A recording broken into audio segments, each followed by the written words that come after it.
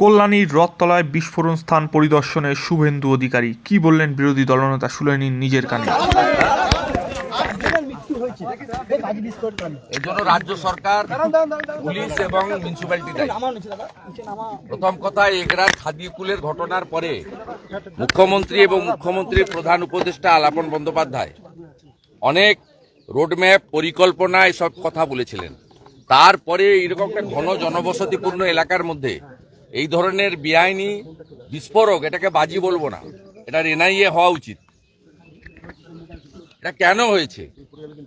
ঠিক নৈহাটির ক্ষেত্রে যেমন আগের সিপি বলেছিল যে গুলি চলেনি, ওখানকার এমপি এমএলএ বললেন গুলি চলেছে।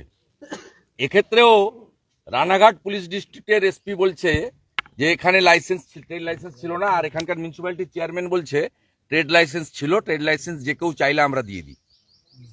এইরকম একটা জায়গায় যেখানে কত ডেন্সিটিটা দেখুন, থিকলি পপুলেটেড জোন, চারিদিকে পাকা বাড়ি, এত ক্যাজুয়ালিটি কম হয়েছে, আমরা ঈশ্বরকে ধন্যবাদ জানাবো। তবুও 4টে প্রাণ গেছে, আরো একজন মৃত্যুর সঙ্গে পাঞ্জা লড়ছে।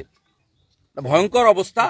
এবং কমপ্লিটলি কল্যাণী মিউনিসিপ্যালিটি, পুলিশ এবং রাজ্য সরকার এর জন্য দায়ী। এবং আমাদের স্থানীয় বিধায়ক অ্যাডভোকেট অম্বিকা রায় বিষয়টা দেখছেন। পুলিশ যদি সদর্থক ভূমিকা গ্রহণ না করে, নিশ্চিতভাবে নিরপেক্ষ এজেন্সির হাতে যাতে তদন্ত যায় তার জন্য উদ্যোগ আমরা নেব। দরকার হলে লিগ্যাল ব্যাটেলে করব। এই ঘটনা ঘটার পর এলাকায় বহু বাজি মজুত রয়েছে, শব্দ দূষণ, বেআইনি বাজি, যা সংবাদ মাধ্যমে সেটা খোঁজার দায়িত্ব কার? সংবাদ মাধ্যম খুঁজে বের করলো, প্রশাসন তারপর তৎপর হলো। দায়িত্বটা কার? দায়িত্বটা হচ্ছে সরকারের। এর জন্যই ভিলেজ পুলিশ, সিভিক ভলেন্টিয়ার, কত রকমের নিরাপত্তা বাহিনী তৈরি করার গাল গল্প গত আমরা শুনে এসেছি কার্যত 14 বছর ধরে।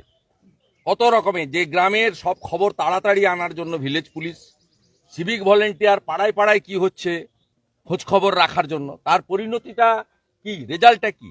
এ তো ননস্টপ। এগরার খাদিকুল থেকে মাঝখানে আমডাঙ্গা, বজবজ,